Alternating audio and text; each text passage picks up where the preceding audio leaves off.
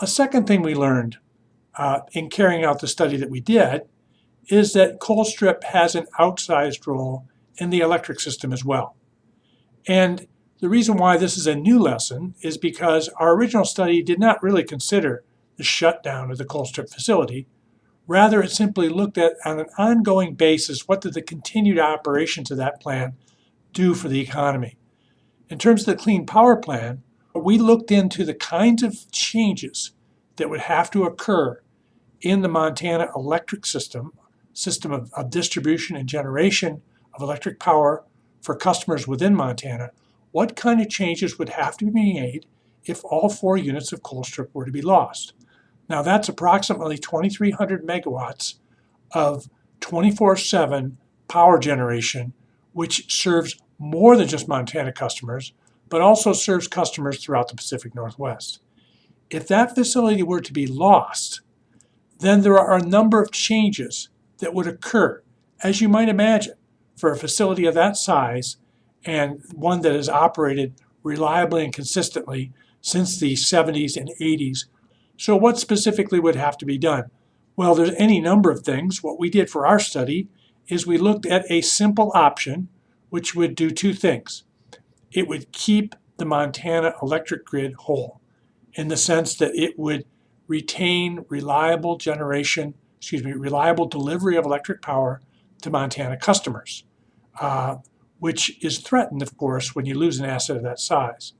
A second thing that new plan had to do is it had to comply with the Clean Power Plan. So in other words, we looked at an option, just one option, for replacing, if you will, a portion of Colstrip that would achieve those 2 objectives. It turns out that that's quite expensive. We looked at the addition of a gas-fired turbine, probably in the Billings area, which would be located probably somewhere near Billings because that's the place that makes the more sense. And that particular turbine would be substantially smaller than the Colstrip facility. So you're looking at a 250 megawatt combined cycle combustion turbine, which by itself would cost $275 million.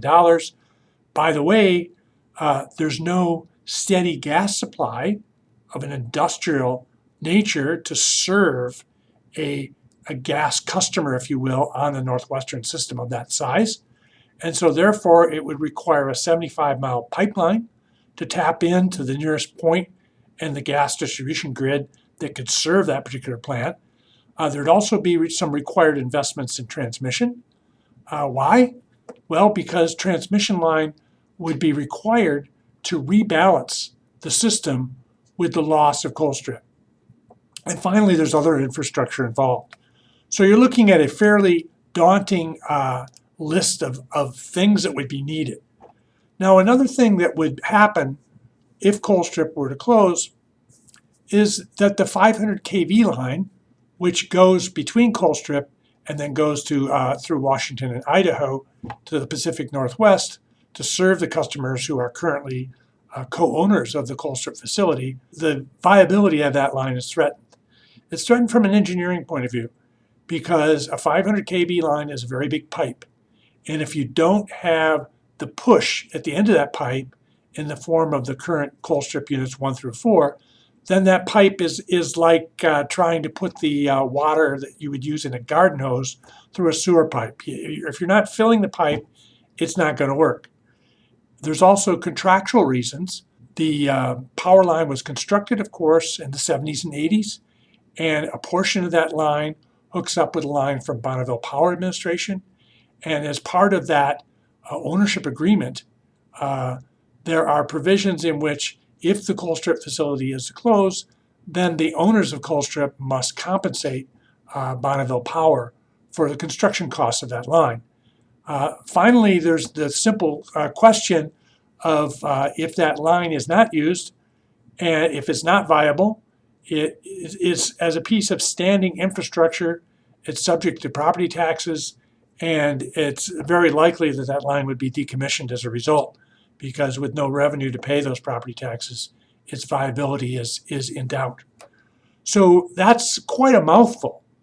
But what I'm going on to tell you is that Colstrip's function in the electric grid is largely unknown to many Montanans because it's been around as long as many of us have been around.